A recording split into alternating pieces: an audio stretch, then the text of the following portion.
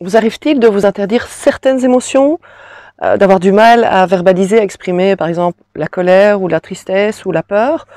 Avez-vous du mal avec peut-être la colère ou la tristesse ou la peur des autres? Si c'est le cas, cette vidéo vous concerne particulièrement.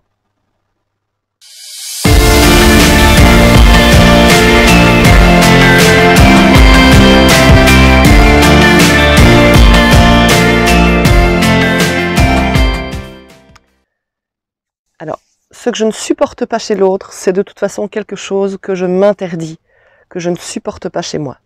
Qu'est-ce que ça veut dire? Ça veut dire que si par exemple j'ai du mal avec ma propre colère, je vais peut-être avoir des affinités, me mettre en couple avec quelqu'un qui se met plus facilement en colère, ou avoir des amitiés avec des personnes qui se mettent plus facilement en colère. Mais j'aurai aussi du mal avec la colère de l'autre, avec le fait qu'il se mette en colère, puisque chez moi c'est interdit. J'ai peur de me mettre en colère pour une série de raisons liées à mon vécu.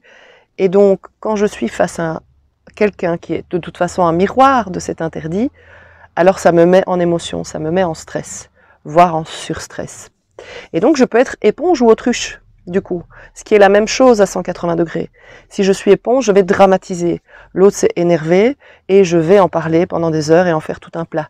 Ou il y a quelqu'un qui a pleuré, j'ai du mal avec la tristesse, la mienne, et donc je vais dramatiser ce truc-là. En ayant vraiment du mal à supporter ça. Là, je serai éponge. Si je suis autruche, je vais nier, je vais faire semblant de rien, je vais mettre sous couvercle, pour ne pas sentir le drame que ça fait chez moi, d'être face à cette émotion qui m'est interdite.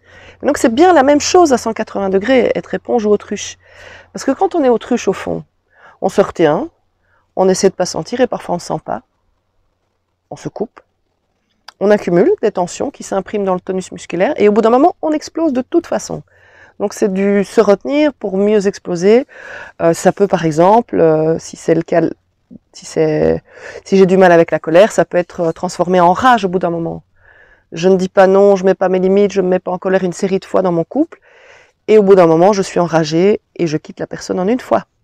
Ou je dis pas tout ce qui me décourage, tout ce qui m'attriste, tout ce qui me déçoit au travail.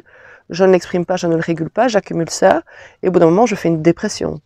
Ou j'ai une série de peurs que je ne formule pas, pour lesquelles je ne trouve pas de la sécurité, et ça va finir en angoisse. Et donc c'est pas rentable, j'ai envie de dire, mais c'est comme ça. Donc la question à poser, c'est quelles sont les émotions qui me sont interdites et qui me sont éventuellement obligatoires. Parce qu'il y a parfois des émotions obligatoires qui cachent les émotions interdites en plus. Une émotion obligatoire, c'est une émotion qui a été survalorisée dans l'enfance, dans l'adolescence. Pourquoi? Parce que nous sommes des mammifères, avant tout. Nous pensons avec nos muscles, avec nos tripes, avant de penser avec notre cortex d'humain. Et donc, quel est le but de tous les mammifères qui vivent en groupe, en meute, en troupeau? C'est de ne pas être abandonnés, c'est d'être toujours en groupe, en troupeau, en meute, de sentir appartenir au groupe. Et donc, les mammifères, avec leur cerveau émotionnel, ont de l'empathie, se mettent en émotion les uns par rapport aux autres, sont des miroirs les uns des autres, des miroirs émotionnels. Notre but en tant qu'enfant ou adolescent, c'est de mettre nos parents en émotion. Et toute émotion vaut mieux que l'indifférence, qui est signe d'abandon et donc mortelle dans la nature. Ça veut dire quoi? Ça veut dire que si je m'énerve beaucoup, si je fabrique beaucoup de colère, ou beaucoup de larmes de crocodile, ou beaucoup d'angoisse dans mon enfance, dans mon adolescence, et que ça met mes parents en émotion, en mode éponge, hyperdrame ou autruche, j'expédie mais j'explose au bout d'un moment, je risque de reproduire ça à l'âge adulte comme une émotion obligatoire qui va être fabriquée dans une série de situations. Donc si quand je me mettais en colère étant enfant ou ado, ça mettait beaucoup de colère, ça provoquait beaucoup de colère chez mes parents, ou de l'inquiétude, ou de la tristesse, peu importe l'émotion, ou de la joie, peu importe l'émotion, je risque de la reproduire et elle devient obligatoire. Si par contre, quand je montrais la tristesse, j'étais niée, j'étais mis de côté, alors peut-être que la tristesse sera interdite. Si j'ai pas eu des réponses parentales qui me permettaient de la réguler, je vais peut-être la mettre de côté, mais à un point tel que dans une série de situations à l'âge adulte, je ne pourrai pas réguler une tristesse qui va pourtant émerger dans mon corps parce que je m'interdis de la sentir. Et donc je peux pas la blairer chez l'autre non plus, c'est logique, puisque je peux pas la blairer chez moi. Donc ça c'est important à voir. Au fond, ce que je ne supporte pas chez l'autre, c'est ce que je lui envie, que je m'interdis, parce que j'ai peur. d'être abandonné, etc. Enfin bon, vous avez compris la logique.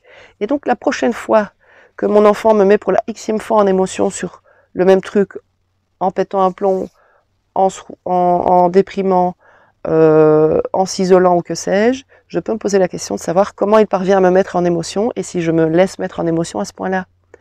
Même chose pour un collègue ou une collègue qui exprime de la colère alors que j'ai du mal ou de la tristesse. Est-ce que je me laisse mettre en émotion à ce point-là? Qu'est-ce que ça vient toucher chez moi? Et en quoi, chez moi, c'est interdit de me mettre dans cette émotion-là, de la ressentir, de la nommer et de la réguler, et parfois depuis des dizaines d'années.